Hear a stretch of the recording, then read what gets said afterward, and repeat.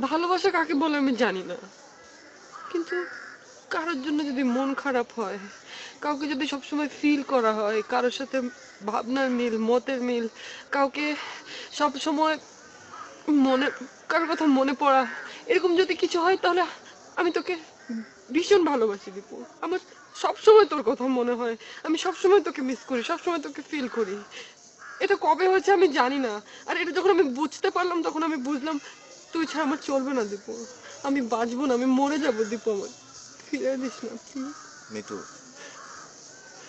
তুই তুই ভুল পথে আছিস। তুই আমার সম্পর্কে জানিস না কে আমি, আমার পরিবারের অবস্থা কি।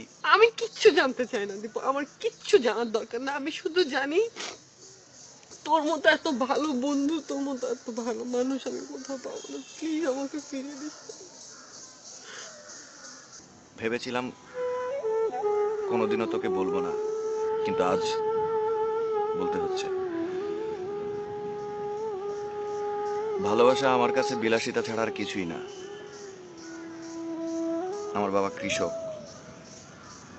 এতটুকু জমিও নেই চাষ করার জন্য, অন্যের জমিতে চাষ করি। বয়স হয়ে গিয়েছে তো, তাও এখন পারে না। বাড়ির কেউই চায়নি আমি পড়াশোনা করি। একসময় মনে হয়েছিল সবকিছু ছেড়ে ছুড়ে দিই। কিভাবে যে পাশ করলাম নিজের কাছেই বিস্ময় লাগে। বোনটার পড়ার খরচ আমাকে জোগাড় করতে হয়।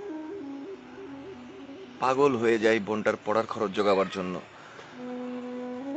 বাবারও বয়স হয়ে গেছে, কাজ করতে পারে না, তাই সেখানেও টাকা পাঠাতে হয়।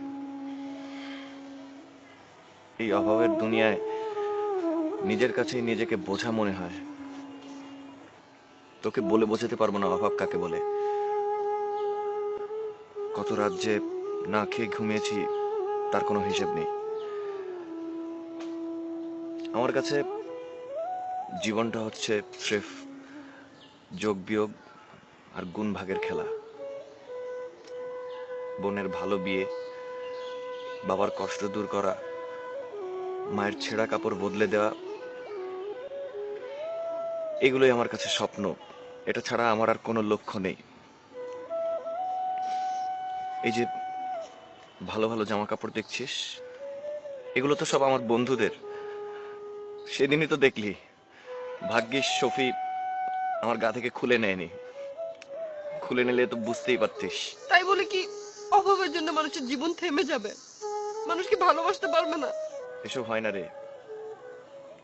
অসম প্রেমে কখনোই সুখের পরিণতি হয় না। সিনেমায় দেখেছিস না, রাজার মেয়ের সাথে গরিবের ছেলের প্রেম, কিন্তু একটা সময় কিন্তু বোঝা যায় যে ওই ছেলেটিও কোনো না কোনো রাজার ছেলে। তার মানে কি জানিস? গল্প বিশ্বাস করতে চায় না অসম প্রেম, কারণ এগুলো তো আমরাই বানাই। আমি কিচ্ছু জানি না, আমি কিচ্ছু জানতেও চাই না। আমি শুধু জানি তোকে ছাড়া আমার চলে না, আমার তোকে ছাড়া চলবে না। পাগলামি করিস না। জানি কষ্ট হবে, কিন্তু দেখিস নিজের অজান্তেই অন্যের হয়ে গেছিস। আমি অনেক পর হয়ে যাব তখন, আমার কথা একদম মনে পড়বে না। তুই মানুষ না, তুই একটা। আমার এখন তাই মনে হয়। যন্ত্রের মতো হয়ে গেছি আমি, পাথর হয়ে গেছি একদম। তোর এই কান্না আমার মা বাবা বোনের সুখের চাইতে কিচ্ছু না। আজকের পর না আমাদের দুজনের আর কখনো দেখা হবে না। মাসখানেকের মধ্যেই তো পরীক্ষা শুরু হয়ে যাবে। ভালো থাকিস। আসি।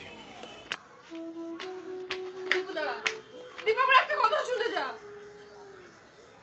আমি তোকে ছাড়া কিভাবে থাকবো একটা বার আমার বলে দিয়ে যা।